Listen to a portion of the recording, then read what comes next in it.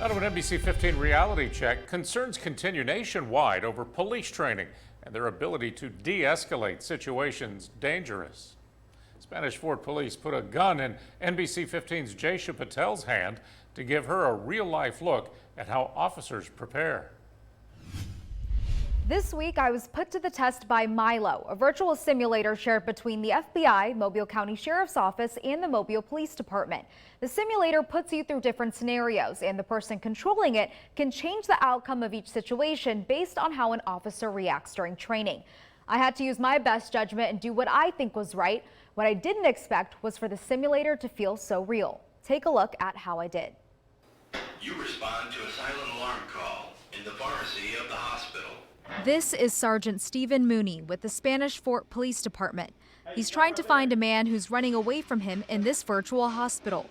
Okay, come out with your hands where I can see them, and we'll help you out, all right? I'm by myself. I'm giving up. Don't hurt me. Okay, Don't hurt me. you're doing good. Come, keep walking towards me. Now get on the ground. Get on the ground.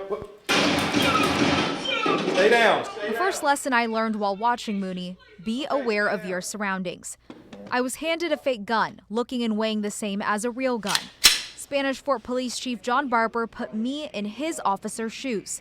He says the first level of force is an officer's presence, which is how you carry yourself, how you act, and verbal commands. Just get back in the vehicle, we'll talk about it. In one scenario, I responded to a potential domestic violence call. I was given little information beforehand and saw a couple fighting. What I didn't expect was the outcome. Let's calm down, step away from each other, let's talk about this.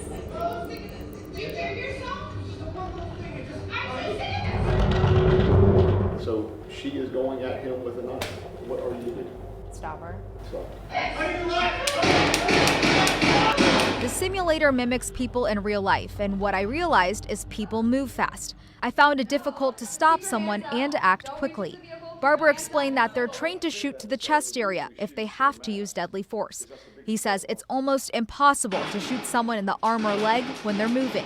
If somebody's firing at you or somebody's got a knife or there's a threat out there, to sit there and think that you can hit a moving target from 10, 15, 20 yards away with a round before he's able to hurt you or hurt somebody else is not realistic. Another rule I learned: time is of the essence. If you don't have a team of officers and you're alone, you must act fast to stop the threat. For instance, in one scenario, I was called out to a possible break-in at a home. The man I found got confrontational, and I hesitated to stop him. This is my mom's house. Do you have proof that your mom lives there? What?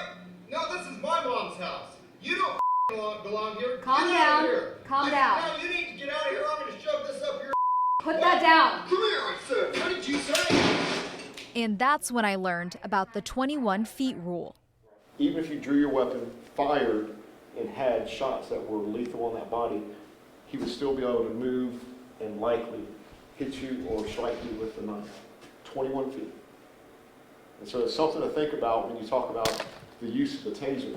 At 21 feet, you're at the maximum range of a taser.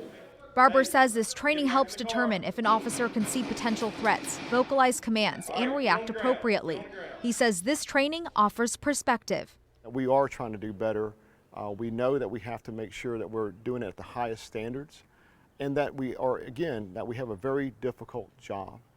It's the unknown, it's the uncertainty that we deal with every day, and then oftentimes we are making decisions that are 1 second, 2 second decisions. We're humans, sometimes we make mistakes, and so with the training, we try to eliminate a lot of those mistakes.